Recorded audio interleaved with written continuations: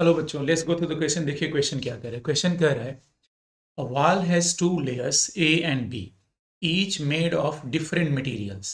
Both of the layers have the same thickness. The thermal conductivity for A is twice that of B. मतलब ये है बच्चों कि ये एक दीवार है जो दो मटेरियल से बना हुआ है ऐसे। ठीक है, ठीक है बच्चों। द लेयर है द सेम थिकनेस, थिकनेसेस दोनों की सेम है बच्चों, टी एंड टी मान लेते हैं। Under steady state the temperature difference across the whole wall, जैसे मान लो बच्चों ये 36 डिग्री सेल्सियस है और इसको मान लेते हैं 0 डिग्री, क्योंकि टेम्परेचर डिफरेंस लेना है तो कुछ भी ले सकते हैं। ठीक है, the thermal conductivity for K is twice that of B.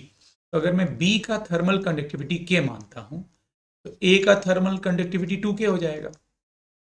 तो हमें temperature difference between the across the layer A बताना है। तो मान लो बच्चों कि जो ये मिडिल लेयर है, ये जो मिडिल लेयर है ये, इसकी टेम्परेचर मान लो बच्चों टी है, टी। तो स्टेडी स्टेट में rate of heat flow through any section will be constant. ये मतलब जितना रेट ऑफ हीट फ्लो यहां होगा उतना ही रेट ऑफ हीट फ्लो यहां होगा। तो मैं लिख सकता हूं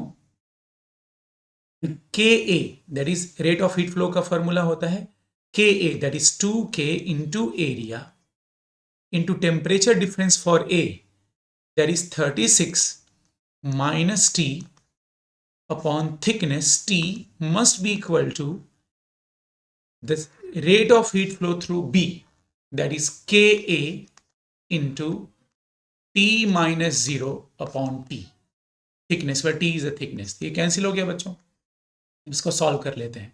term Ka got cancelled, we have 2 times 36 minus T is equals to T, that is 2 times 36 is equal to 3T, and therefore T is equals to 24 degree Celsius. But हमें तो temperature difference निकालना है for the layer A, therefore delta T across A will be 36 minus 24, that is 12 degree Celsius is the answer.